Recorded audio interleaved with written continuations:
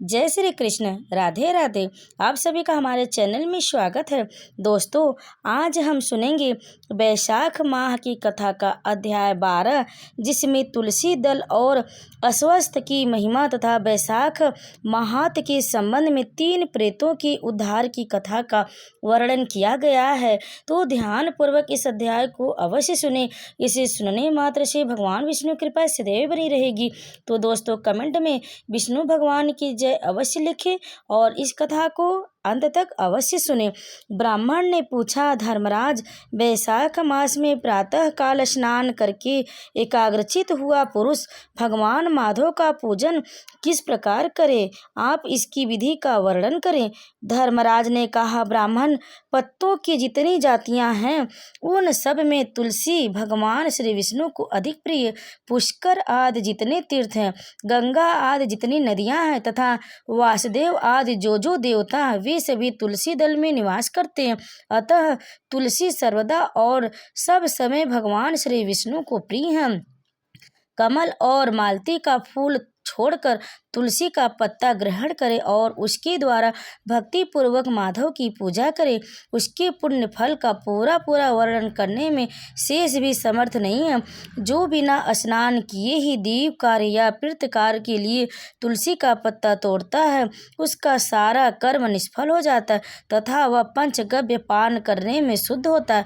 जैसे हर्रे बहुतेरे रोगों को तत्काल हर लेती है, उसी प्रकार तुलसी दरिद्रता और दुख भोग आदि से संबंध रखने वाले अधिक से अधिक पापों को भी शीघ्र ही दूर कर देती है।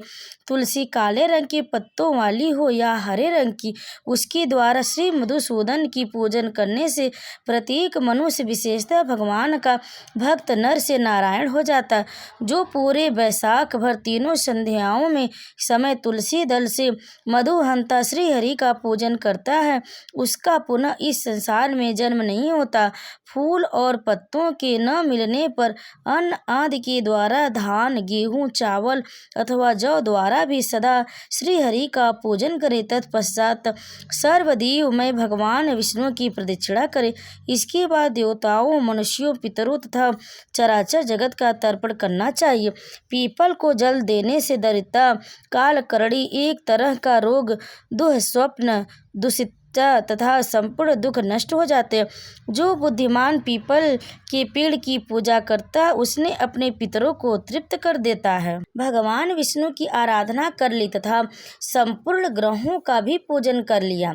साष्टांग योग का साधन स्नान करके पीपल के वृक्ष का सिंचन तथा श्री गोविंद का पूजन करने से मनुष्य कभी दुर्गति को नहीं प्राप्त होता। जो सब कुछ करने में असमर्थ वह स्त्री या पुरुष यदि पूर्वोक्त नियम से युक्त होकर वैशाख की त्रयोदशी, चतुर्दशी और पूर्णिमा तीनों दिन भक्ति से विधि पूर्वक प्रातः स्नान करे तो सब पातकों से मुक्त होकर अच्छे स्वर्ग का उपभोग करता है।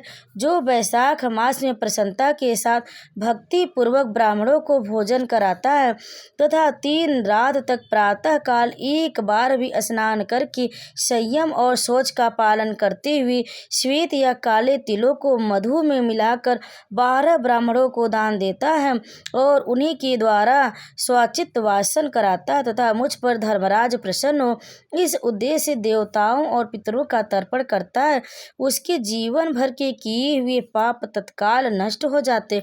जो वैशाख की पूर्णिमा को मणिक, मटका, जल की घड़ी, पकवान तथा सुवर्ण में दक्षिणा दान करता है, उसे अश्वमेघ यज्ञ का फल मिलता है।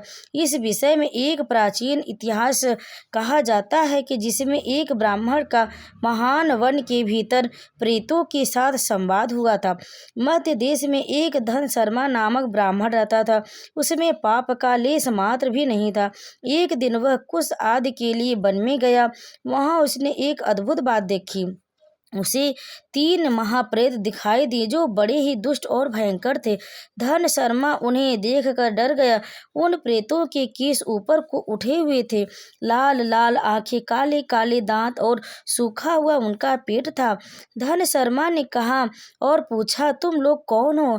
यह नारकी अवस्था तुम्हें कैसे प्राप्त हुई? मैं भय से आतुर और दुखी हूँ। दया का पात्र हो, मेरी रक्षा करो। मैं भगवान विष्णु का दास हूँ। मेरी रक्षा करने से भगवान तुम लोगों लोगों का भी कल्याण करेंगे। भगवान विष्णु ब्राह्मणों के हितैषी हैं, मुझ पर दया करने से वे तुम्हारे ऊपर संतुष्ट होंगे। श्री विष्णु का असली के पुष्प के समान श्याम वर्ण है, वे पीताम्बरधारी हैं, उनका नाम श्रवण करने मात्र से सब पापों का क्षय हो जाता है।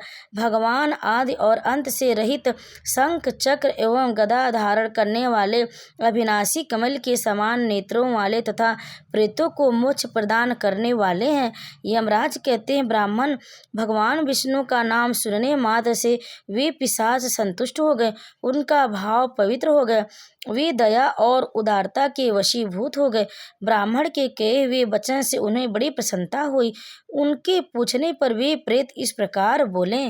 प्रेतों ने कहा, विप्र, तुम्हारे दर्शन मात्र से तथा भगवान श्री हरि का नाम सुनने से हम इस समय दूसरे की भाव को प्राप्त हो गए, हमारा भाव बदल गया है, हम दयालु हो गए हैं। वैष्णव पुरुष का समागम निश्चय ही पापों को दूर भगाता है, कल्याण से संयोग कराता तथा शीघ्र ही यश का विस्तार करता है। हम लोगों का परिचय सुनो। हम पहला कृतघ्न नाम का प्रेत है, इस दूसरे का नाम विदैवत है तथा तीसरा मैं हूँ, मेरा नाम अवैशाख है। हम तीनों में सबसे अधिक पापी हूँ। इस प्रथम पापी ने सदा ही कृतघ्नता की है तथा इसके कर्म के अनुसार इनका कृतघ्न नाम पड़ा।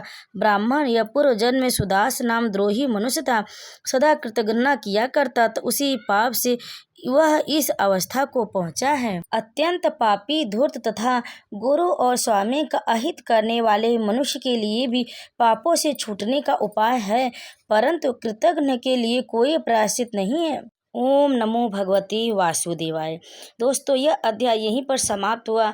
आगे की कथा में आप अवश्य सुने कि उन तीनों प्रेतों का उद्धार कैसे हुआ। तब तक आप सभी पर भगवान विष्णु की कृपा सदैव बनी रहे। तो प्रेम से बोलिए विष्णु भगवान की जय।